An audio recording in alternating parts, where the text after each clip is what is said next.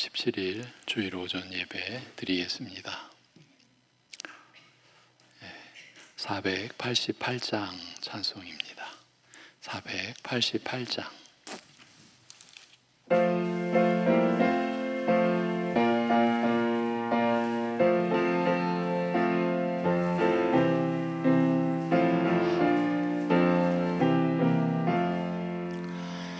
이 몸의 소망 무언가 우리 주 예수뿐일세. 우리 주 예수밖에는 믿으리 아주 없도다. 주 나의 반석 있으니 그 위에 내가 서리라. 그 위에 내가 서리라. 무섭게 바라보는 밤 물결이 높이 설렐 때 우리 주 크신 은혜에 소망에 닿을 줄이라. 주 나의 반석 있으니 그 위에 내가 서리라. 그 위에 내가 서리라.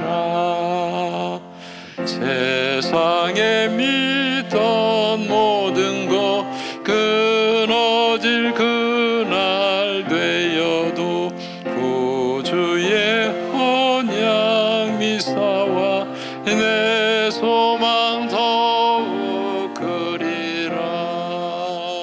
주 나의 반석 있으니 그 위에 내가 서리라.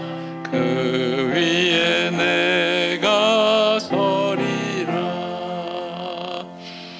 바라던 천국 올라가 하나님 앞에 회올 때 구주의 의를 힘입어 어여시 바로 서리라. 주 나의 반석 있으니 그 위에 내가 서리라. 그 위에 내가 서리라. 아멘. 저 남궁석 집사님, 죄송하지만 저 커튼을 좀 내려주시면 감사하겠습니다. 여러분은 등져가지고 모르시는데 제가 햇빛을 직접 받으니까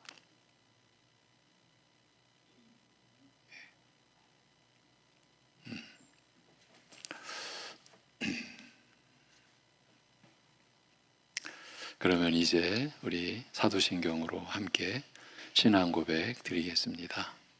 전능하사 천지를 만드신 하나님 아버지를 내가 믿사오며 그 외아들 우리 주 예수 그리스도를 믿사오니 이는 성령으로 잉태하사 동정녀 마리아에게 나시고 본디오 빌라도에게 고난을 받으사 십자가에 못 박혀 죽으시고 장사한 지 사흘 만에 죽은 자 가운데서 다시 살아나시며 하늘에 오르사 전능하신 하나님 우편에 앉아 계시다가 저리로서 산 자와 죽은 자를 심판하러 오시리라. 성령을 믿사오며 거룩한 공회와 성도가 서로 교통하는 것과 죄를 사하여 주시는 것과 몸이 다시 사는 것과 영원히 사는 것을 믿사옵나이다. 아멘.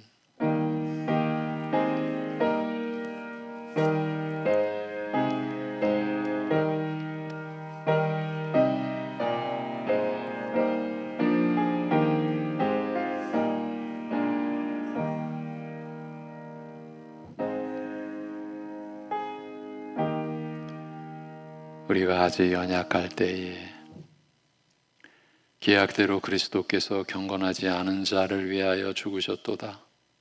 의인을 위하여 죽는 자가 쉽지 않고 선인을 위하여 용감히 죽는 자가 혹 있거니와 우리가 아직 죄인 되었을 때에 그리스도께서 우리를 위하여 죽으심으로 하나님께서 우리에 대한 자기의 사랑을 확증하셨느니라. 아멘. 있을 수 없는, 인간으로서는 상상조차 할 수 없는 그런 은혜와 사랑으로 우리를 죄 가운데 영원한 그 죄로 인한 심판의 저주 가운데서 건져주시고 온전한 구원의 은혜를 입혀주신 아버지 하나님, 그 은혜를 따라 오늘도 주의를 기억하며 우리가 함께 모여 하나님을 예배드리오니 오직 성령께서 예배하는 우리 모두의 심령을 주장하여 주셔서 전심으로 하나님을 향하며 오직 그리스도의 이름만을 의지하며 성령의 인도하심만을 구하며 예배할 수 있게 하여 주시옵소서. 예수님의 이름으로 기도합니다. 아멘. 일어나셔서 14장 찬송 드립니다.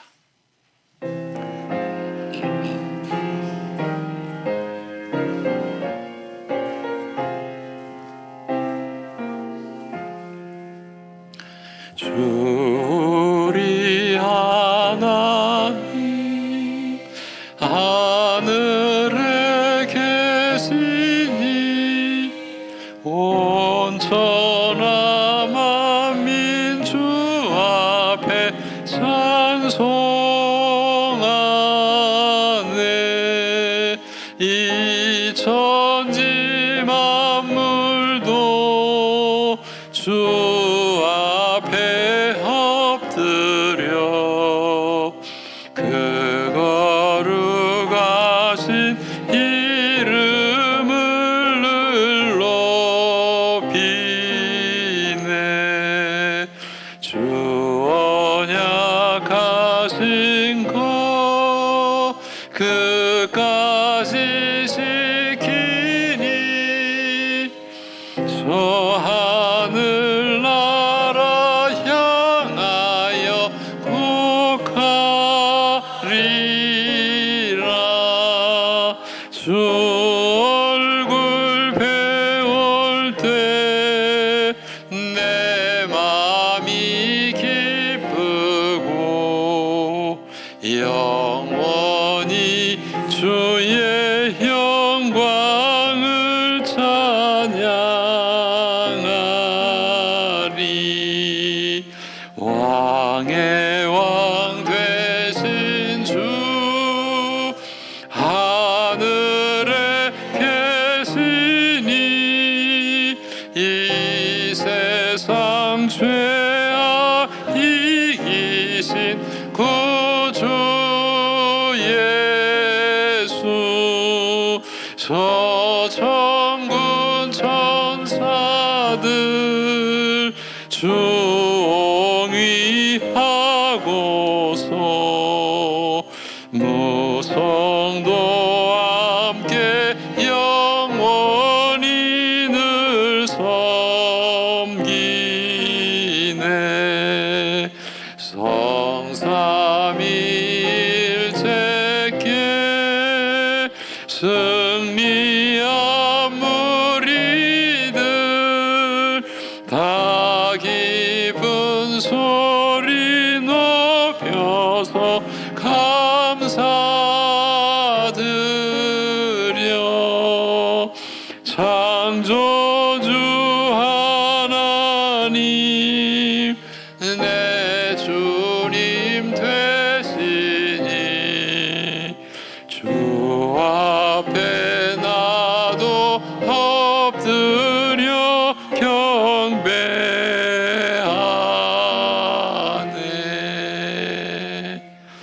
아멘.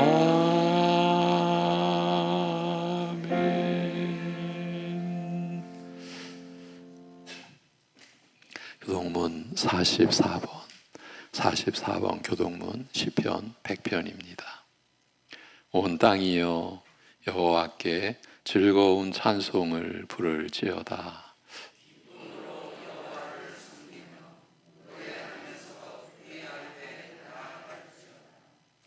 여호와가 우리 하나님이신 줄 너희는 알지어다.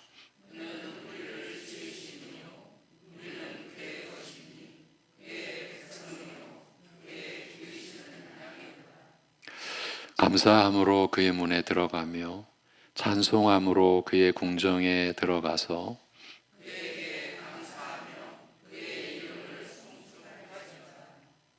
여호와는 선하시니 그의 인자하심이 영원하고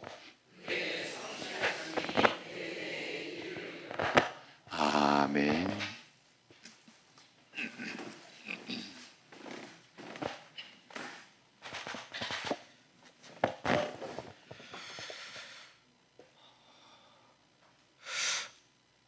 하나님 아버지,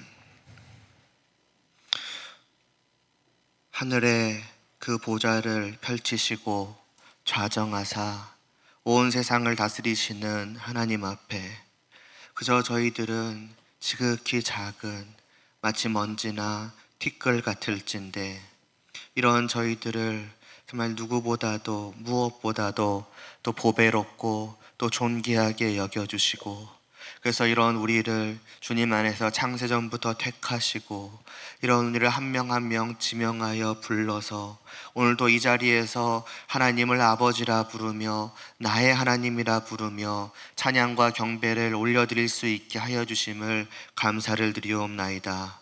우리가 어찌 하나님의 것이 될 수 있겠고 하나님의 사랑하시는 자들이 될 수 있겠습니까?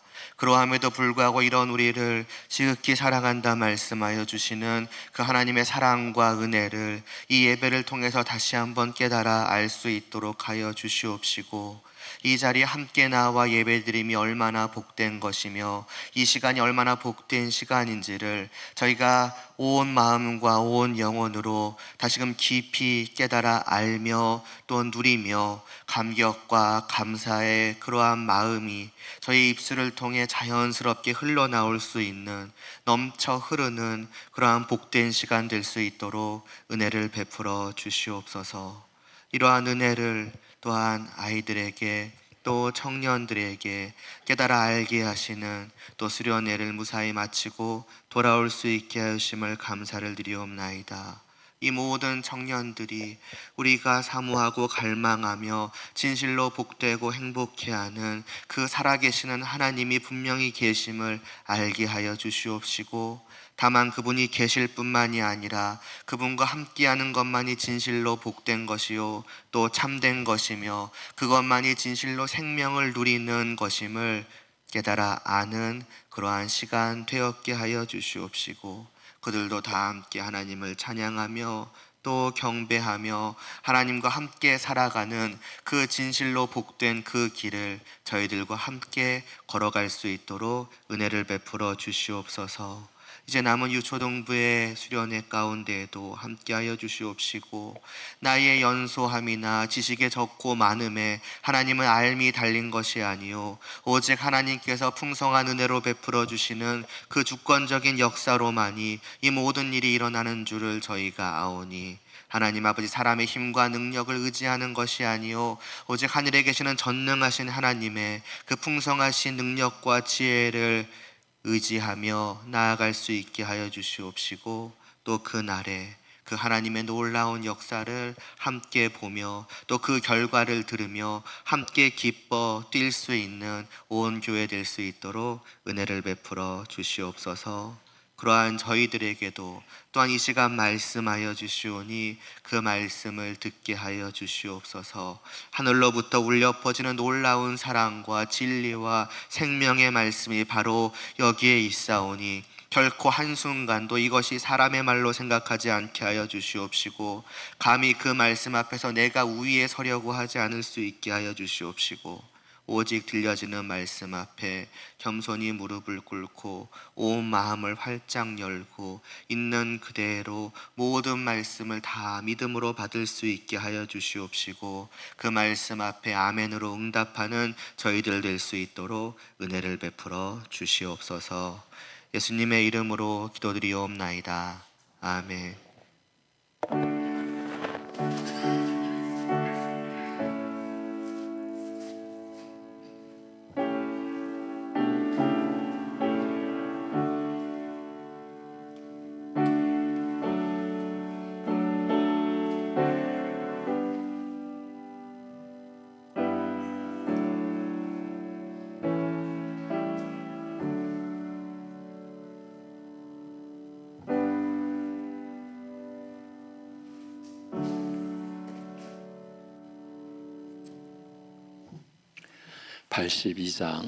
팔십이 장 찬송 드립니다.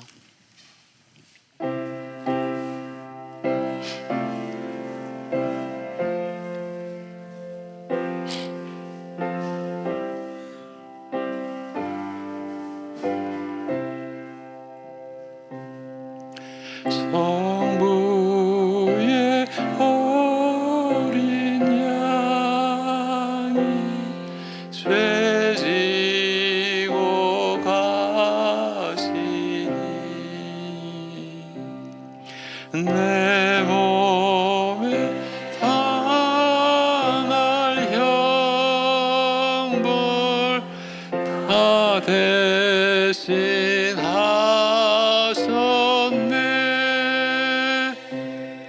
내 죄가 추악하나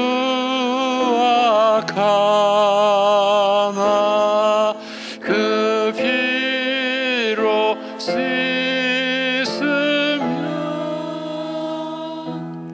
눈같이 희게 되어 티 하나 없으리. 내 죄를 회개할 때 용서해 주시고 병든 몸 고쳐주소 새 생명 주시네.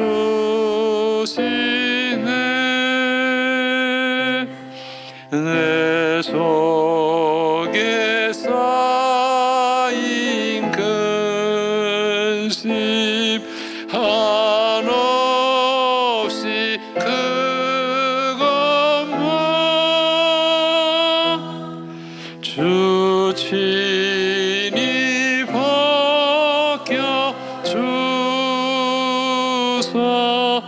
위로해 주시네.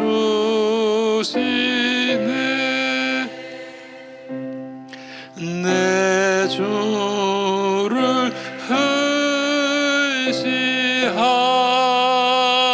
의지하니 내 마음이 편하고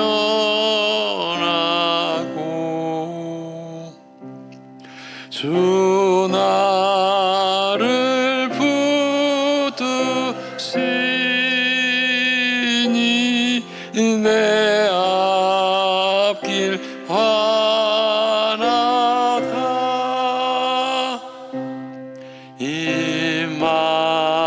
임마누엘 주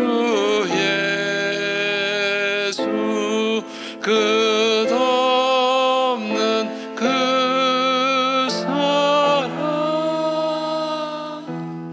그 향기 바람 타고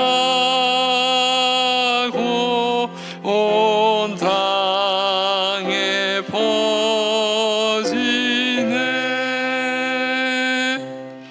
주 예수 분을 받아 온유한 마음과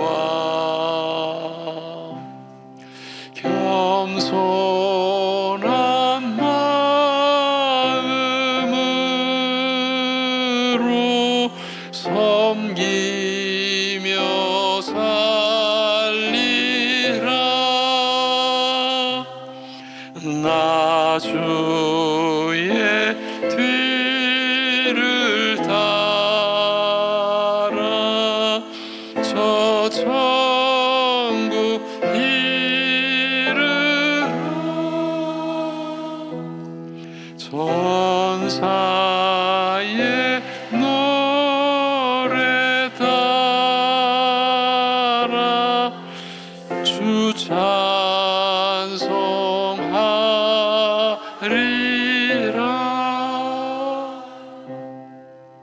아멘.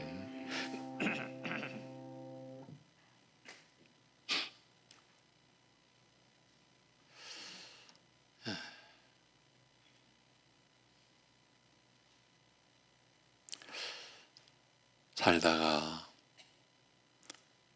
그저 죽는 것이 인생인 줄로만 알았던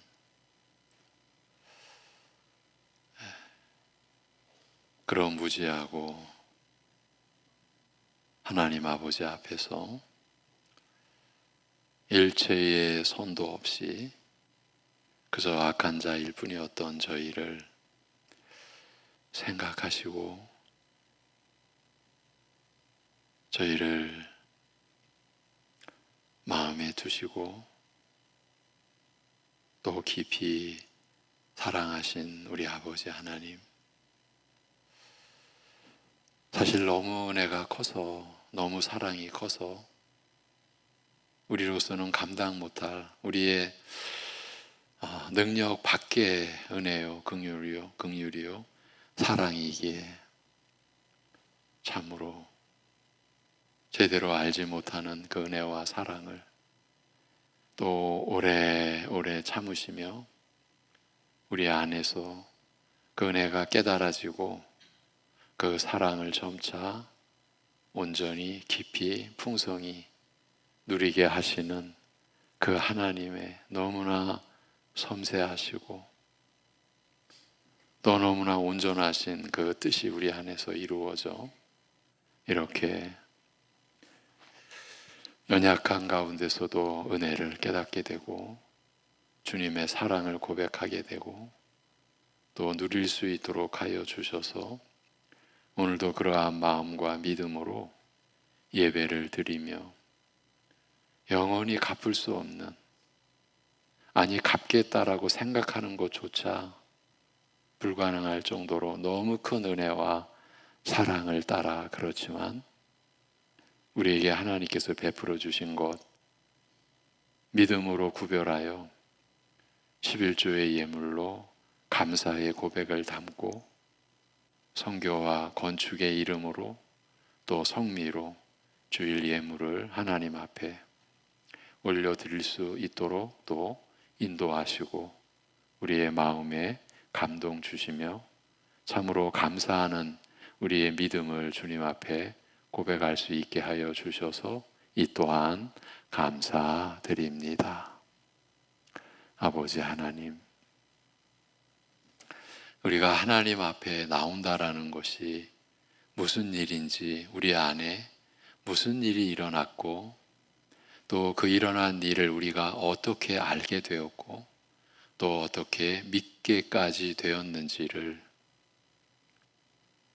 하나님께서 우리를 사랑하신 그 전 과정이 어떻게 이루어졌는지를, 그리고 그 과정 안에서 결정적으로 온 역사의 가장 결정적인 일로 하나님께서 우리를 위하여 아들을 죽이신, 그리고 그 죽음의 권세를 깨뜨리시고 죽은 자 가운데서 일어나사 부활하게 하셔서 그 섭리와 은혜로 우리에게 새 생명, 죄로 인하여 죽었던 그 생명을 주님께서 우리 위에 죽으신 그 은혜로 말미암아 이제 새 생명 되게 하신, 영원한 생명 되게 하신, 영생을 살아갈 수 있는 생명이 되게 하신 그 생명을 받은 자로 우리가 하나님 앞에 서 있음을 우리가 더 깊이 알고 바로 알고 풍성히 깨달아가는 사랑하는 성도들의 생애가 되게 하여 주시옵소서. 영원히 산다라고 하는 그 하나님의 뜻, 그리고 그 하나님께서 그 뜻을 홀로 이루어 가시는 그 하나님의 말씀을 가지고 우리 자신의 삶을 늘 살필 수 있는, 우리가 영생을 살아가기에 육신으로 아침 안개와 같은 이 인생을 사는 그 내용이 우리가 어떠해야 되는지 하나님의 말씀을 통해서 생각할 수 있게 하시고, 그래서 어떠한 상황에서도 바른 선택을 할 수 있게 하여 주옵시고, 그리고 그 선택에 따른 하나님의 나라의 백성이요 하나님의 자녀로서의 책임을 질 수 있는 그러한 사람으로, 그러한 하나님의 자녀로 우리 모두가 우리의 인생 가운데 세워지고 자라가고 하나님께 더 가까이 나아가는 그러한 행로가 우리 성도들의 하루하루의 생활이 될 수 있게 인도하여 주시옵소서. 어느 날은 주님과 함께 있고 어느 날은 주님과 함께 있지 않은 그런 날들이 아니라, 우리는 하나님을 버렸다고 하는 그 날도 하나님은 아들을 죽이신 그 사랑으로 여전히 우리와 함께 계셨고, 우리와 동행하고 계셨고, 우리를 안타까이 여겨주셨고 긍휼히 여겨주셨다라는 그 사실을 우리가 잊지 않을 수 있도록 우리의 심령을 주의 은혜로, 주의 사랑으로 채워 주시옵소서. 하나님 아버지, 이제 우리가 하나님의 말씀을 이제 듣겠사옵나이다. 참으로 우리의 지력으로나 우리의 능력으로, 우리의 그 무엇으로도 못 감당할 진리의 말씀, 생명의 말씀, 이조차도 하나님이 깨닫게 해주셔서 우리 스스로 못 받아들인다 하셨사오니, 이 시간 온전히 성령님만 우리 모두가 의지할 수 있게 하여 주옵소서. 피곤한 몸이라면, 또 어려움으로 인하여 상처받은 심령이라면 더욱 주님께서 어루만져 주시고 붙잡아 주시고, 그래서 주시는 생명의 말씀, 우리를 살리시고 우리를 자라게 하시는 말씀에 우리 모두가 하나같이 참여하며 보고 들으며 깨닫게 하시는 성령의 역사를 힘입을 수 있는 시간이 되게 하여 주시옵소서. 예수님의 이름으로 기도하옵나이다. 아멘. 예. 계시록 1장 5절입니다.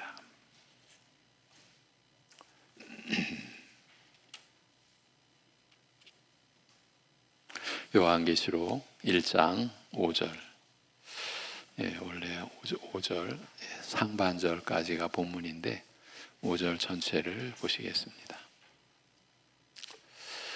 예, 또 충성된 증인으로 죽은 자들 가운데서 먼저 나시고 땅의 임금들의 머리가 되신 예수 그리스도로 말미암아 은혜와 평강이 너희에게 있기를 원하노라. 우리를 사랑하사 그의 피로 우리 죄에서 우리를 해방하시고. 아멘. 이제 여러분이 합독하시겠습니다. 시작. 또 충성된 증인으로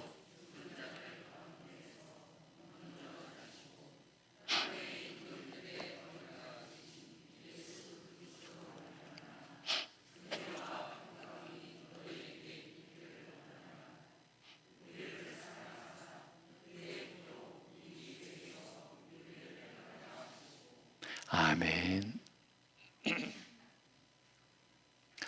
원래 이 계시록 1장 5절 이제 상반절이다라는 표시를 하고 상반절까지만 읽으려고 했는데 다 읽었습니다. 그리고 하반절은 이제 다음 주일 나누도록 하겠습니다.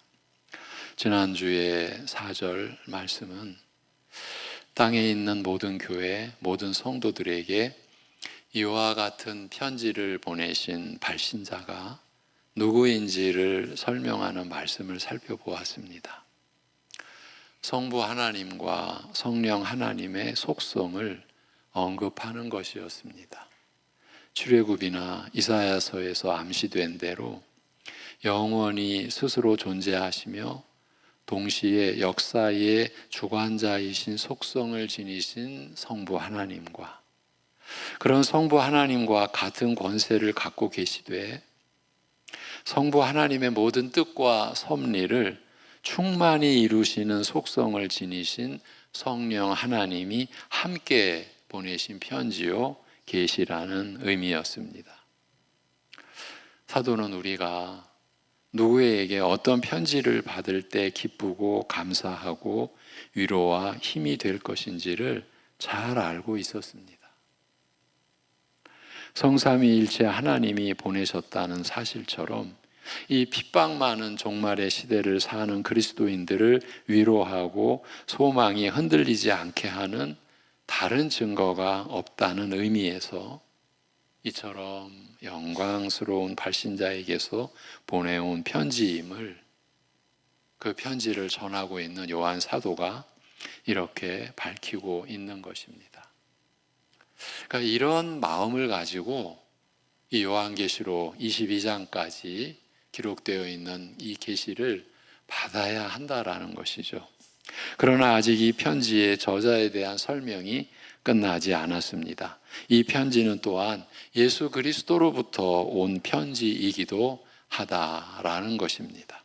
예수님께서 친히 성도들에게 보내신 편지이기도 합니다. 우리 같은 죄인들을 위하여 죽으시기까지 하신 예수님께서 보내신 편지다라는 것이에요. 그냥 예수님이 보내셨다고 단순히 말하고 끝내지 않습니다.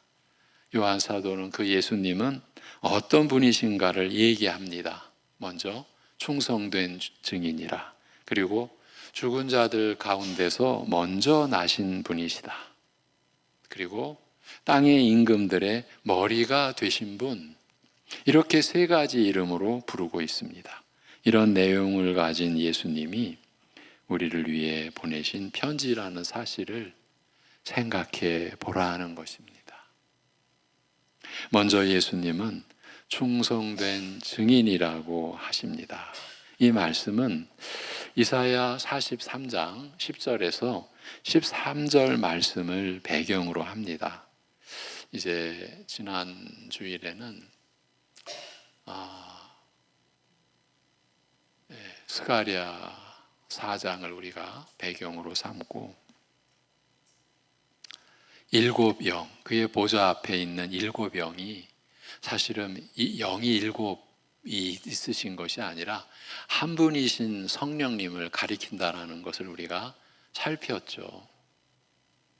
사실 신자 혼자로서는 참 풀어가기 어려운 내용입니다. 그래서 하나님께서 교회를 통해서 또 하나님께서 사용하시는 세우신 말씀의 종들을 통해서 성령께서 밝혀주신 그러한 내용으로 그 보좌 앞에 있는 일곱 영이 바로 한 분 성령님이시구나, 우리가 그 점을 확인할 수 있었죠. 이제 오늘도 여러 본문을 가지고 오늘 주어진 말씀을 우리가 확인해 갈 겁니다. 먼저 이 충성된 증인이라고 하시는 이 말씀은 이사야 43장 10절에서 13절 말씀을 배경으로 합니다. 같이 이제 보시겠습니다. 화면 속에 준비되어 있습니다. 시작. 나 여호와가 말하노라. 너희는 나의 증인, 나의 종으로 택함을 입었나니 이는 너희가 나를 알고 믿으며 내가 그인 줄 깨닫게 하려 함이라. 나의 전에 지음을 받은 신이 없었느니라. 나의 후에도 없으리라. 나 곧 나는 여호와라. 나 외에 구원자가 없느니라. 내가 알려주었으며 구원하였으며 보였고 너희 중에 다른 신이 없었나니 그러므로 너희는 나의 증인이요 나는 하나님이니라. 여호와의 말씀이니라. 과연 태초부터 나는 그이니 내 손에서 건질 자가 없도다. 내가 행하리니 누가 막으리요. 아멘.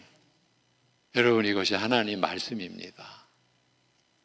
이 말씀은 이스라엘 백성들을 향해 주시는 말씀입니다. 이스라엘을 구원하셔서 자기 백성 삼으신 목적 중에 하나는 온 세상의 여호와 하나님만이 태초부터 영원까지 홀로 뛰어나게 존재하시는 참 신이시며 사람을 죄에서 구원하실 유일한 신이시며 그 손 안에 잡히면 놓일 자가 없는 강력한 권세자이심을 증거하는 데 있다는 뜻입니다. 이것이 이스라엘 백성을 선택한 뜻이다. 온 세상 모든 민족들 중에 이스라엘만 하나님 백성으로 삼으신 데는, 이건 구약의 배경이죠.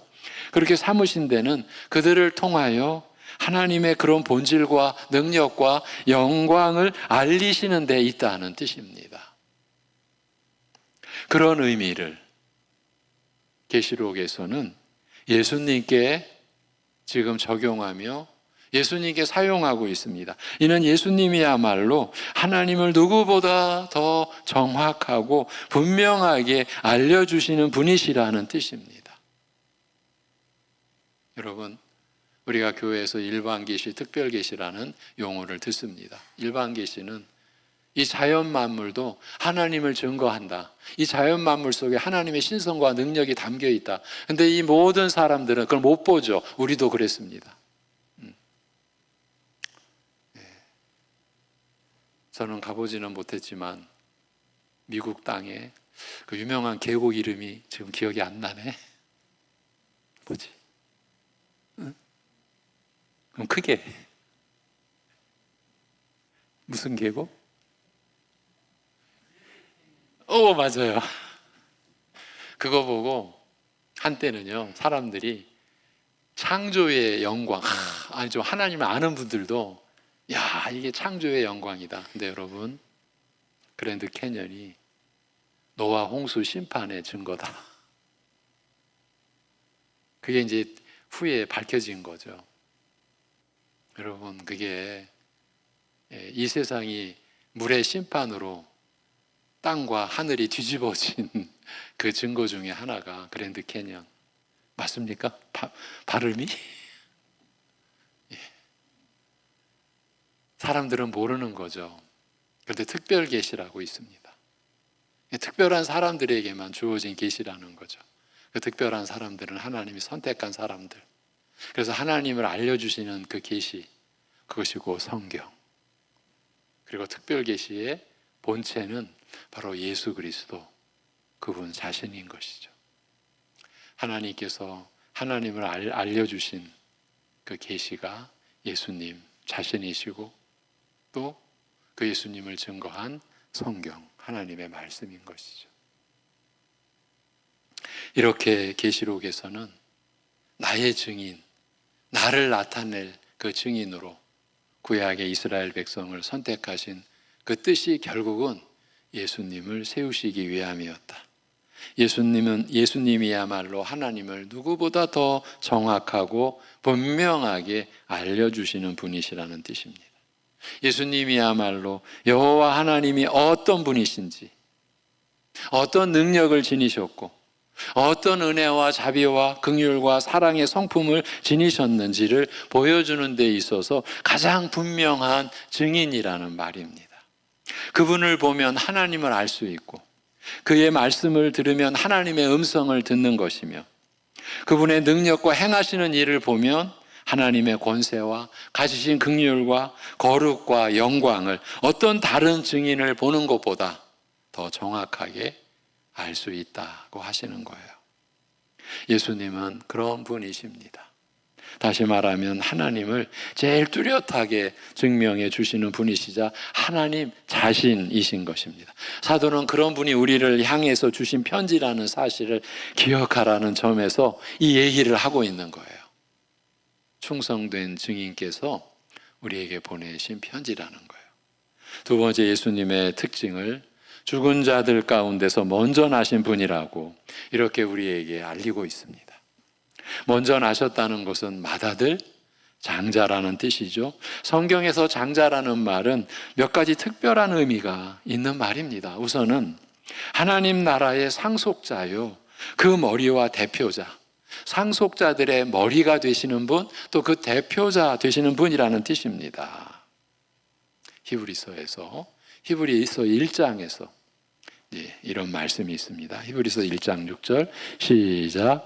또 그가 맏아들을 이끌어 세상에 다시 들어오게 하실 때에 하나님의 모든 천사들은 그에게 경배할지어다 말씀하시며, 이 말씀이 그런 의미를 품고 있습니다. 맏아들은 하나님을 상속하실 때에 그 으뜸과 머리가 되시는 분이라는 것입니다. 그런 의미와 함께 중요하게 여겨지는 비슷한 의미는 다른 모든 형제 자매가 그와 같이 되리라는 의미에서 맏아들이라는 말을 사용한다라는 점입니다.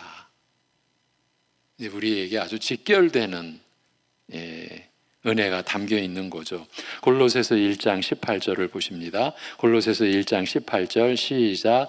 그는 몸인 교회의 머리시라. 그가 근본이시요 죽은 자들 가운데서 먼저 나신 이시니 이는 친히 만물의 으뜸이 되려 하심이요. 아멘.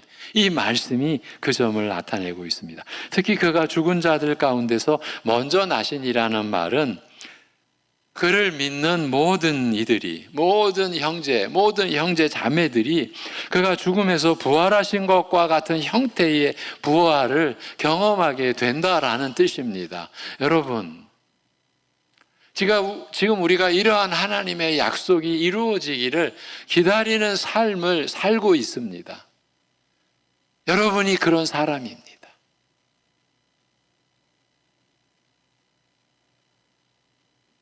어떤 나무에서 열매가 맺혀진다면 제일 먼저 맺혀진 열매와 같은 열매가 이후에 주렁주렁 달리는 것과 같습니다. 그래서 부활의 첫 열매, 이런 진술이 성경에 우리에게 기록되어 주어진 것이죠. 한 나무에서 처음에 사과 열매가 맺혔는데 두 번째 나오는 열매가 배나 딸기가 될 수 없습니다. 그 나무에서 이후에 나오는 모든 열매는 첫 번째 열린 열매와 같은 열매만 나오게 되어 있고 우리는 그걸 상식으로 압니다. 마찬가지로 예수님은 처음 맺혀진 열매라는 의미에서 맏아들이라는 말을 사용하고 있는데, 그건 무엇보다 이후에 오는 모든 성도들이 죽음에서 부활하게 된다는 사실에서 예수님과 똑같을 것이라는 사실을 부각시키려는 것입니다. 여러분, 죽음에서 부활하게 될 것이니까 여러분, 우리 마음대로 살아서는 안 되겠죠? 여러분, 기분대로 살아서는 안 되겠죠? 여러분, 성질대로 살아서는 안 되겠죠. 죽음 이후에 영원한 날들이 여러분을 기다리고 있습니다. 이것이 성경 66권을 통해 요한계시록이 66권의 마지막 권이죠. 그 성경에서 약속되어 있는 하나님의 말씀입니다. 신실하신, 한번 말씀하신 것을 절대로 영원히 지키시는 하나님의 말씀입니다. 여러분은 부활의 앞날을 기다리며 살아가시는 분들이에요. 그래서 우리는 말씀으로 살려고 몸부림치는 거예요. 애를 쓰고 기도하고. 우리 성질대로 살아서 우리 뜻을 이루려고 몸부림치는 게 아니라 우리 신자의 삶은 맏아들이 계신 거예요. 우리의. 지금 이 교회의 머리가 되시는 그분, 그래서 우리 교회는 그분의 몸이죠. 여러분 한 분 한 분은 그 몸의 지체죠. 이게 하나님이 이루신 하나님 나라, 그리고 그 나라의 질서인 것이죠. 그래서 신자의 하루하루는 정말 소중한 거예요. 어제와 같은 오늘 똑같은 날인데 그게 똑같은 날이 아니고요. 어제 우리가 하루를 살았다는 건 하나님의 뜻이 하루를 살도록 그 뜻이 이루어진 거고, 오늘 우리가 하루를 살 때 하나님의 뜻이에요. 그 하나님의 뜻이 이제 끝이다 하면 예수님의 다시 오시는 그날이 되는 거고, 우리는 이제 그날로 종말의 성취가 된 진정한 종말을 맞이하게 되는 거죠. 그 하루하루가 여러분의 하루하루예요. 예. 이렇게 믿는 자들이 육적 죽음 후에도 영원한 형벌이라 불리는 두 번째 죽음을 당하지 않고요, 여러분과 저는 이 두 번째 죽음, 이게 진정한 죽음이잖아요. 영원한 죽음. 예. 이 영원한 죽음도요, 끝나는 죽음이 아니에요. 영원한 형벌이에요. 예. 그런 가운데서 여러분이 구원 받으신 거잖아요. 우리 믿는 자들이 육적 죽음 후에도 영원한 형벌이라 불리는 두 번째 죽음을 당하지 않고 다시 살아나 하늘 영광에 이를 것을 보증하는 그 첫 열매가 바로 예수님이시라는 말이에요. 예. 이런 분이 우리에게 편지를 보내신 거예요. 우리가 또 그 예수님을 닮아가야 한다는 점에서도 그는 맏아들이 되신다. 이 또한 얼마나 중요합니까? 우리를 구원하신 목적이 여기에 있다.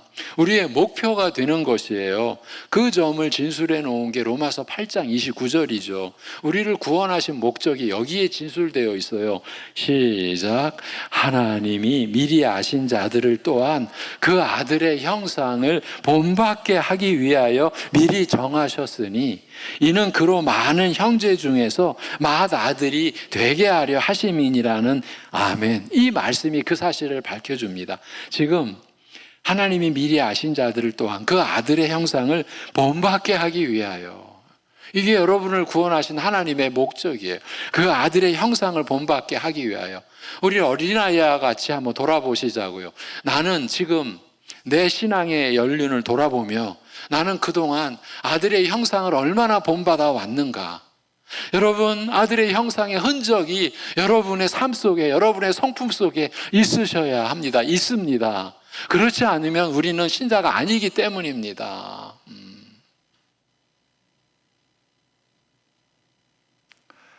그의 거룩하시고 은혜로우시고 사랑 많으시고 하나님께 신실하신 것처럼 우리도 거듭난 후에 이제 우리 다시 살게 됐죠. 그러니까 거듭난 거예요.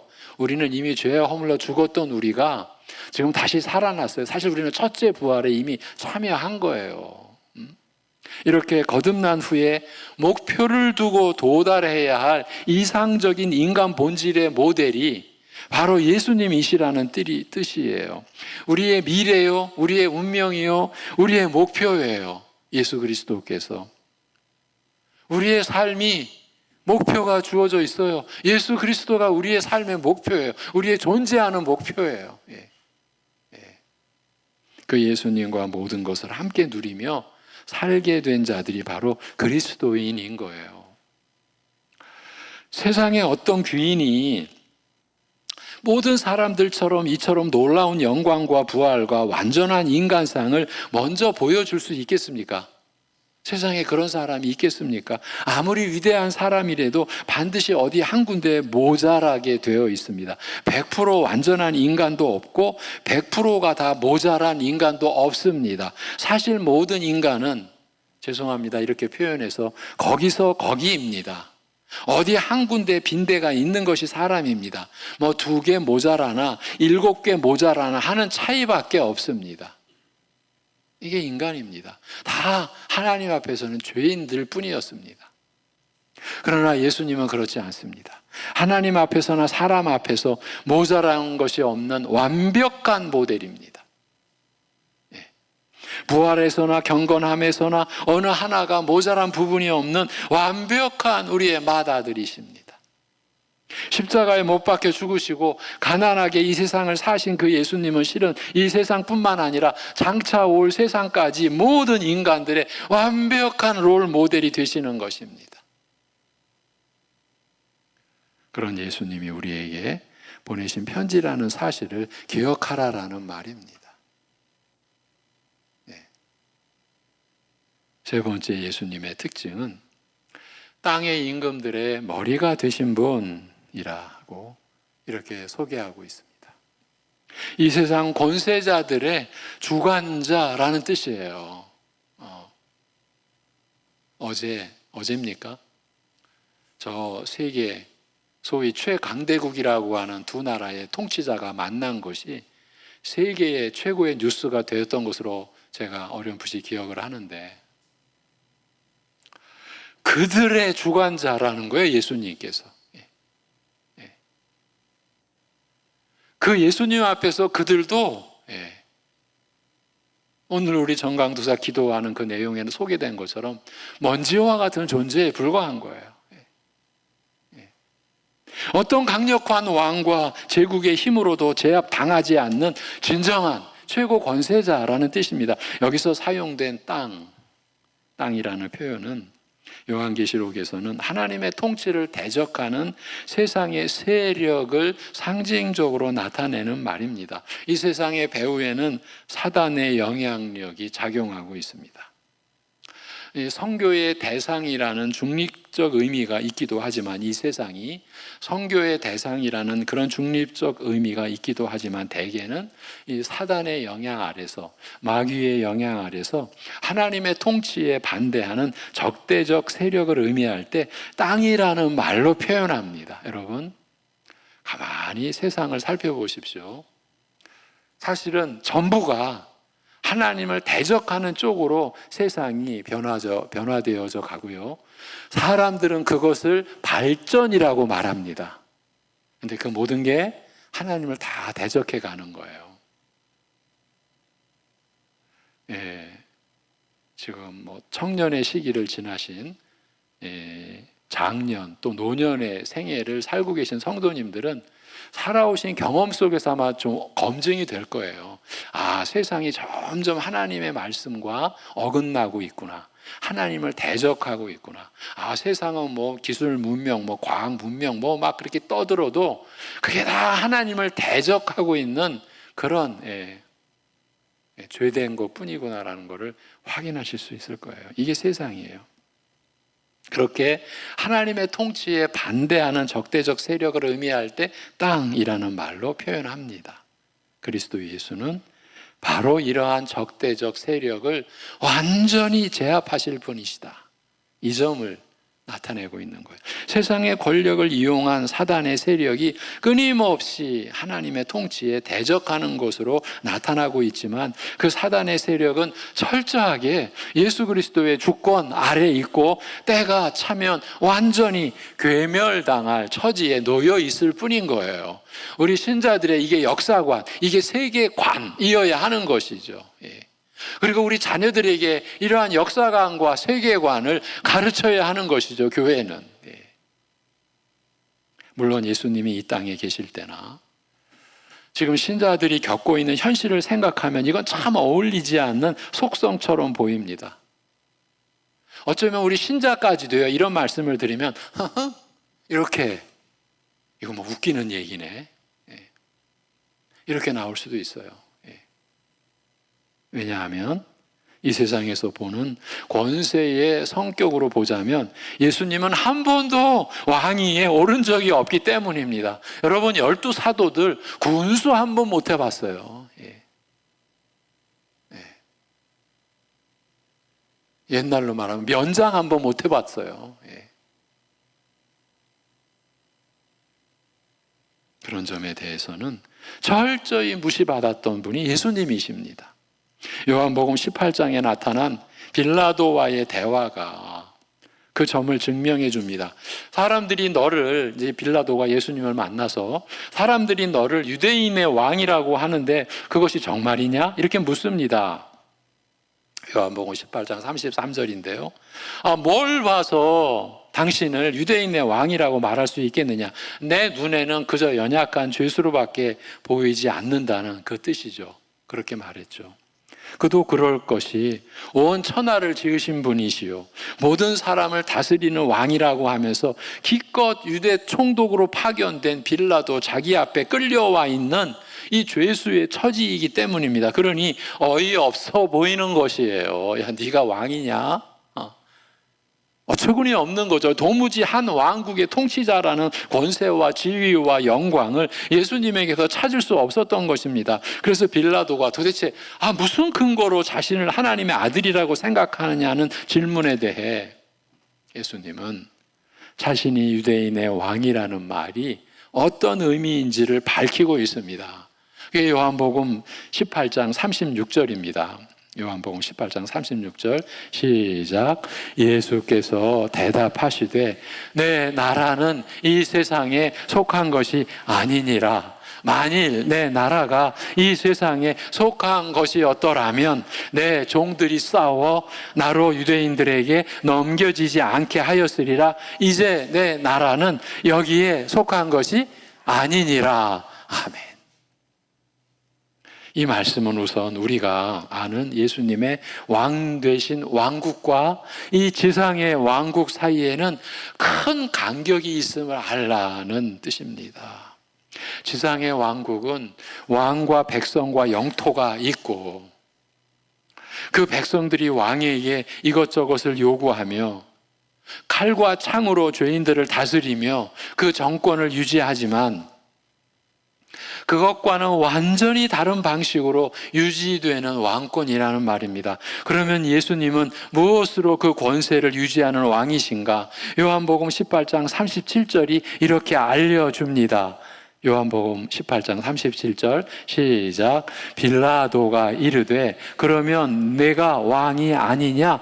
예수께서 대답하시되 내 말과 같이 내가 왕이니라. 내가 이를 위하여 태어났으며 이를 위하여 세상에 왔나니 그 진리에 대하여 증언하려 함이로라. 무릇 진리에 속한 자는 내 음성을 듣느니라 하신대. 아멘. 주님은 땅의 차원에서만이 아니라 하늘에 속한 나라의 왕이시요 돈과 칼과 사람으로 다스리는 세상 권세와 달리 진리의 말씀으로 다스리는 왕이라고 말씀하신 거예요. 사람들을 누르고 압제하여 그들 위에 왕을 두는 그런 권세가 아니라, 여러분, 이 통치자들이 사람들을 누르고 압제했다라는 게 얼마나 인간을 참담하게, 여러분, 그 역사의 기록은 우리가 사실 눈 뜨고 못 보는 기록들, 사람을 얼마나 잔인하게 그 통치자들이,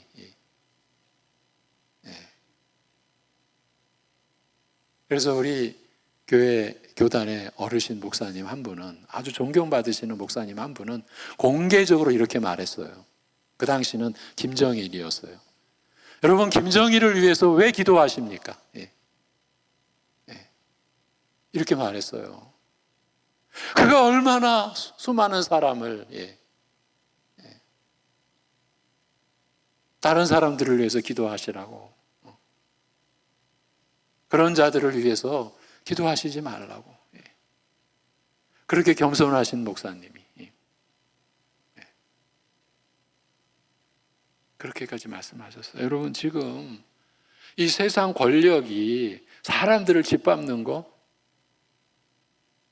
여러분, 이 시대라고 여러분 다를 것 같습니까? 그렇게 사람들을 누르고 압제하여 그들 위에 왕을 두는 그런 권세가 아니라 백성들을 위해 먼저 낮아지고, 그리고 그 백성들을 위해 죽으시기까지 하시고, 진리의 말씀을 전해 그들을 죄 가운데서 살리는 일에 있어서 강력한 권세를 발휘하는 그 왕국이란 말이에요. 여러분의 죄를 깨닫게 하여 주시고, 여러분이 하나님 앞에서 죄를 토설하며 회개하고 죄사함의 은혜를 구할 수 있도록 만드시는 그런 권세, 영원한 생명을 주는 그런 권세를 발휘하는 나라요, 그 왕국의 왕이시라는 거예요. 에베소서 1장 20절에서 22절에서는 그 점을 이렇게 분명히 밝히고 있습니다. 에베소서 1장 20절에서 22절 시작. 그의 능력이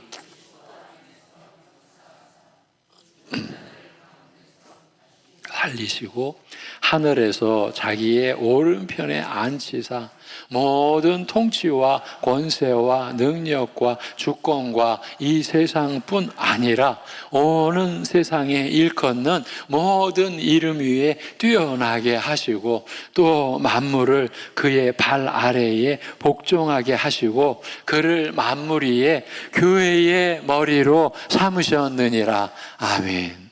예수님의 왕권은 이 세상의 어떤 강력한 왕권처럼 아무도 살리지 못하면서도 무한한 권세를 가진 것처럼 행세하는 그런 나라가 아니요, 사람을 죄로 죽은 자들 가운데서 살리시고 그들을 구원하시는 일에 가장 큰 뜻과 의미를 두고 다스리는 왕권이라는 말이에요. 그 권세를 막을 수 있는 사람이나 나라가 없습니다. 예수님이 구원하시기로 결정하신 사람은 아무리 극심한 죄 가운데서도 사함받고 거룩한 주의 나라의 한 사람으로 살 수 있을 뿐 아니라 아무리 정부나 권세자들이 기독교를 박해하고 핍박하며 교회를 몰살시키려 한다라고 해도 절대 무너지지 않고 끝까지 갈 수 있도록 보호해주는 그런 왕권이라는 말이에요.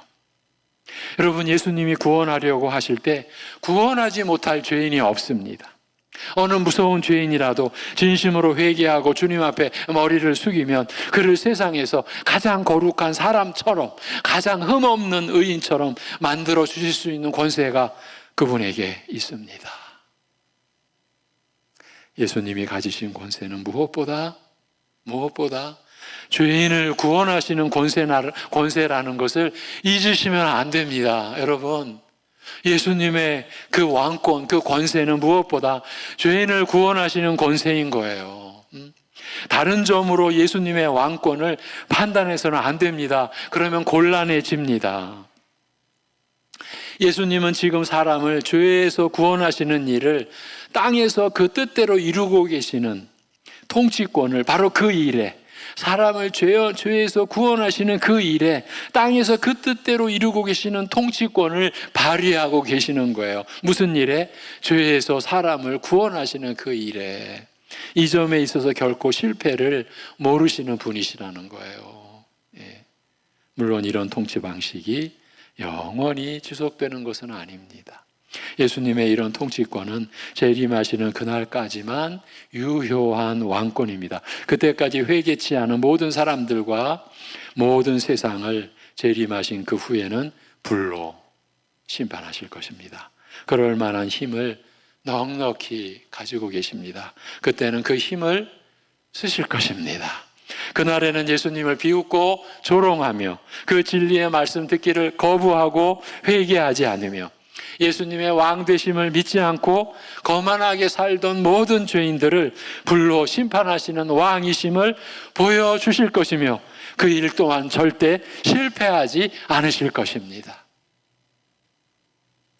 그러나 그날이 되기까지는 예수님은 오직 진리와 십자가와 성령의 역사로서 죄인을 구원하사 영원한 죽음의 형벌에서 벗어나 영원한 생명의 영광으로 돌아오게 하시는 일에 전심전념하실 것입니다.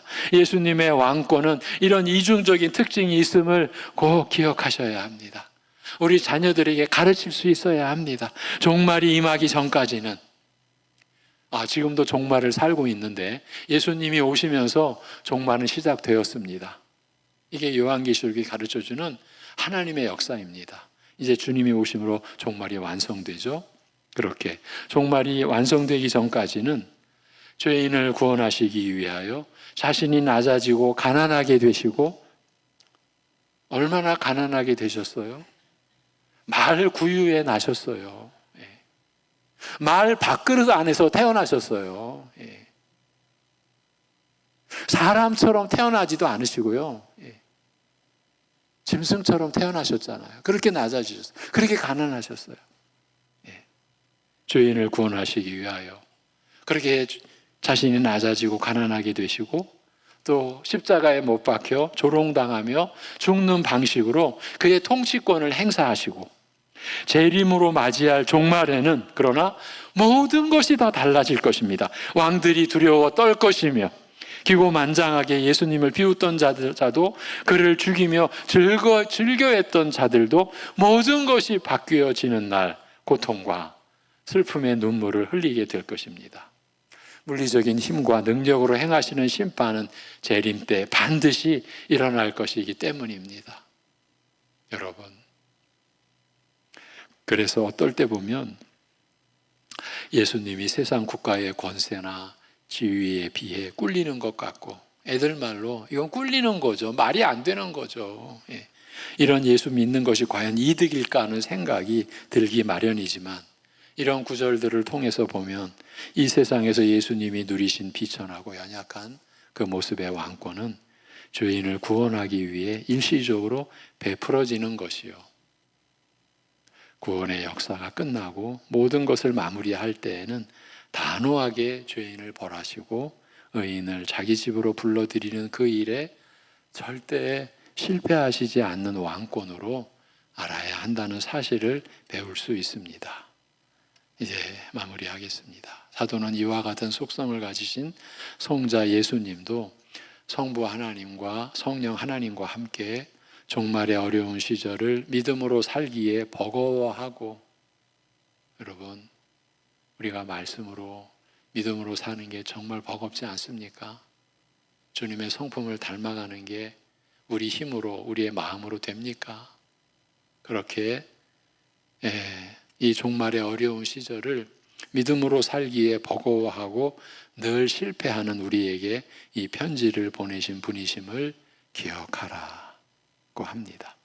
말씀과 능력으로 보여주신 여호와 하나님의 강력하고 완전한 증인이시자 부활과 거룩에 있어서 우리의 모델이고 첫 열매이신 맏아들의 권세를 지니셨으며, 그리고 그 성격이 조금 특별하나 실은 온 세상 왕들의 주관자의 권세를 가지신 성자 하나님도 우리를 격려하고 위로하기 위해 이 편지를 보내신 분임을 기억하라는 것이에요. 성삼위일체 하나님께서 은혜와 평강을 우리에게 내려주시기 위해 이 편지를 쓰셨습니다. 어떤 힘들고 무거운 짐을 지고 가는 성도들이라도 하나님께서 주신 이 편지를 통해 위로와 힘을 얻어 끝이 안 날 것 같은 이 광야와 같은 세상을 마침내 견디고 승리할 수 있으리라는 말입니다. 그래서 요한계시록에 이기는 자라는 표현이 계속 나오는 거예요. 사람들은 이 힘든 세상을 견딜 수 있으려면 돈이 있어야 하고 힘이 있어야 되고 건강이 있어야 된다고들 하지만, 하나님은 이 편지가 우리를 살릴 수 있다는 의미에서 이걸 우리에게 보내셨습니다. 누가, 어떤 분이 우리에게 이 편지를 보내셨는가를 생각하면서, 이 편지를 보는 모든 자에게 생각하면서 이 편지를 보는 그 모든 자에게 그 놀라운 복이 임할 것입니다. 우리에게도 은혜와 평강이 넘칠 것입니다. 기도드립니다.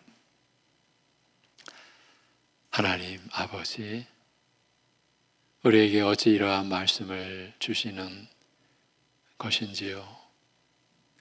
우리가 감당할 수 없는 이러한 진리의 말씀, 우리에게 오늘 보고 듣게 하셨사오니 성령께서 이 말씀 앞에 나와 있는 하나님의 사랑하는 이 예배자들, 모든 성도들의 심령 가운데 성령께서 역사하시는 은혜가 이 말씀을 받아들이게 하시고 이 말씀을 풀어 깨닫게 하시고 믿음으로 취할 수 있도록 하시는 성령의 능력의 역사가 이 모든 심령들 가운데 풍성히 임하도록 하여 주시옵소서.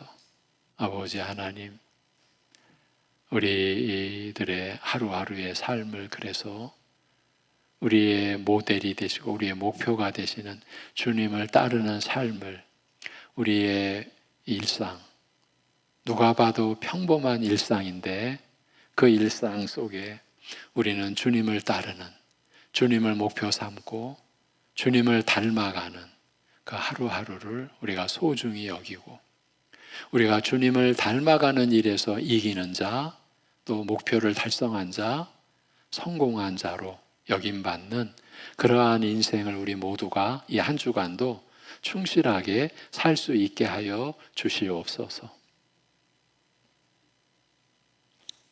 유치부에 이어 중고등부에 이어 이제 이번 주, 지난주 청년부 수련회를 주님의 돌보심과 은혜 가운데 마치게 하신 아버지 하나님, 이제 이번 주에 있을 우리 유초동부, 우리 어린 자녀들을 위한 여름 수련회 이 말씀의 자리를 하나님께서 이루어 주시고 말씀의 종과 교사들과 기도하는 부모들과 모든 성도들이 합력하여 우리 자녀들을 위한 말씀의 자리가 풍성하게 이루어질 수 있게 하여 주시옵소서. 한 주간의 삶을 여러 가지 어려움과 고난 가운데서 감당해야 할 우리 지체, 우리 성도들 특별히 눈동자같이 살펴주시고 회복의 한 주간, 새 생명의 역사가 일어나는 한 주간 되도록 섭리하시고 하루하루 일어나게 하시고 승하게 하시고 능하게 하시고 회복케 하여 주시옵소서. 이 모든 것을 주님께 의탁하옵고 우리 주 예수 그리스도의 이름으로 기도하옵나이다. 아멘. 432장 찬송하겠습니다. 432장입니다.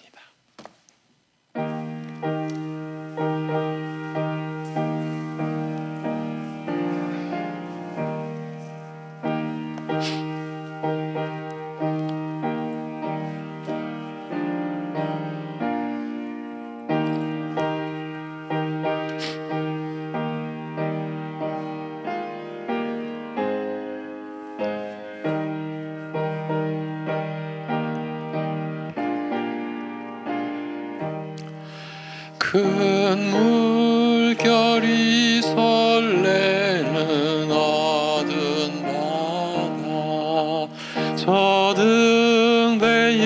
불빛도 희미한데 이 풍랑의 배저 항해하는 이 작은 배 사공은 주님이라. 나 두려움없네 두려움없도다. 주 예수님 늘 깨어 계시도다. 이 흉흉한 바다를 다 지나면 저 소망의 나라에 이르리라. 큰 풍랑이 이 배를 위협하며 저 깊은 물 입 벌려 달려드나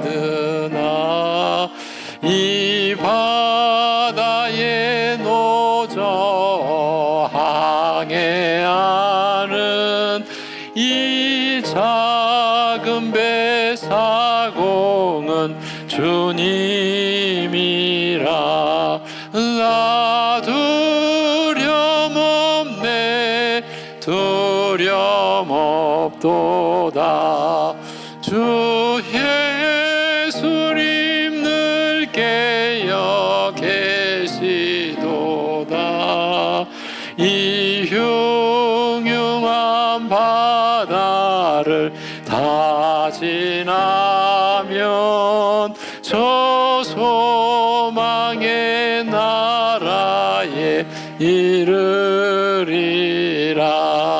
큰 소리로 물결을 명하시면 이 바다는 고요히 잠자리라. 저 동력이 환하게 밝아올 때나 주 함께 이 바다 건너가리. 나 두려움 없네 두려움 없도다. 주 예수님 늘 깨어 계시도다. 이 흉흉한 바다를 다 지나면 저 소망의 나라에 이르리라. 아멘. 예. 예. 유초동부 여름 수련회가 이제 23일 토요일과 주일 이틀 동안 진행이 됩니다. 이를 위해서 함께 관심 가져주시고 또 기도해 주시기를 부탁을 드립니다. 오늘 2부 예배 후에는 전도회 원례가 있습니다. 오늘 저녁 예배는 삼여전대 헌신 예배로 드립니다. 네, 헌신의 본질이 무엇인지, 우리는 지금 헛되게 헌신하고 있는 것은 아닌지, 그런 내용을 좀 살펴보려고 합니다. 헌신 예배를 위한 찬양 연습이 저녁 6시 1층 유치부실에서 있습니다. 할렐루야 찬양대에서 베이스 파트를 섬겨주실 분들을 이제 모집하고 있습니다. 뒷장으로 넘기시면, 예. 이번 주는 박선우 선교사 특수지역입니다. 이제 특수지역이라고 하면 대략 어느 지역인지 짐작들을 하시죠. 근데 놀랍게도 대부분 이제 추방되거나 나온 곳인데 박선우 선교사는 지금 현장에 계십니다. 그 이제 선교회 본부에서 어느 누가 농담 삼아 비결이 뭡니까? 말을 못합니다. 말을 할 수가 없습니다. 이해가 되시죠? 그런 특수지역에서 계속 선교 사역을 진행해 가고 있는 박성우 선교사, 그 가족, 그리고 선교지 교회를 위해서 한 주간 기도해 주시기를 바랍니다. 오직 우리는 진리의 말씀 안에서 하나님이 뜻하시는 사랑의 열매로 세워져 가는 교회를, 그리고 가정을 우리는 목표로 하여 기도할 수 있어야 합니다. 우리는 주님 다시 오실 그날까지 하나님의 사랑으로 보존되는 우리 민족과 나라를 위하여 우리는 기도할 수 있어야 합니다. 영육 간의 연약한 교우들, 구역별로 서로 알고들 계시죠? 기관별로 이렇게 서로 알고 있는 영육 간의 연약한 교우들을 위해 우리는 끊임없이 함께 기도할 수 있어야 합니다. 특히 이 무더운 여름철 우리 어르신들, 어제도 어르신 한 분과 좀 길게 통화를 했는데 정말 어렵습니다. 이 어르신들이. 특히 90세가 넘으신 90세를 바라보시는 이 어르신들은 이 여름의 무더위가 너무나 힘겨운 하루하루라는 거죠. 서로를 위해서 또 우리가 지금 병원에서 치료와 또 회복을 하고 있는 우리 가족들 알고 있지 않습니까? 서로를 위해서 끊임없이 기도해 주시기를 부탁을 드립니다. 오늘 나가실 때 떡이 마련되어 있습니다. 우리 딸아이의 결혼을 여러분들이 축하해 주시고 기도해 주신 거에 감사해서 떡을 마련했습니다. 좀 늦었는데 이 두 내외가 오늘부터 함께 예배 드리기로 해서, 그래서 오늘에 맞춰서 떡을 준비했으니까 내려가실 때 받아가시면 되겠습니다. 정말로 감사드립니다. 이사야 43장 10절에서 11절, 이번 주 묵상 구절 읽고 제가 축도함으로 예배를 마칩니다. 시작.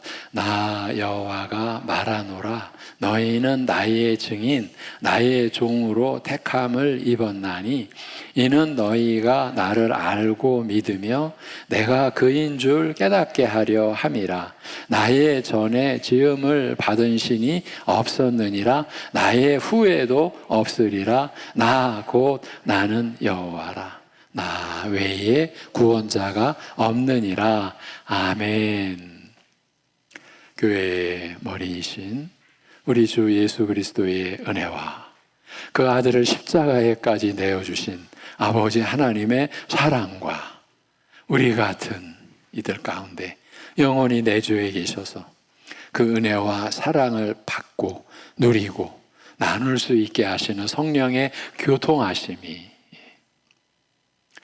우리에게 하나님을 온전히 증거해 주시는 예수님, 또 우리의 맏아들 되신 예수님, 우리 인생의 목표가 되신 예수님을 오늘도 말씀으로 들으며 우리가 받은 믿음에 더 확신을 갖고 주님만을 더 바라보는 이들과 이러한 믿음을 구하는 이들 안에까지 영원토록 함께 하시기를 주님의 이름으로 축원하옵나이다. 아멘.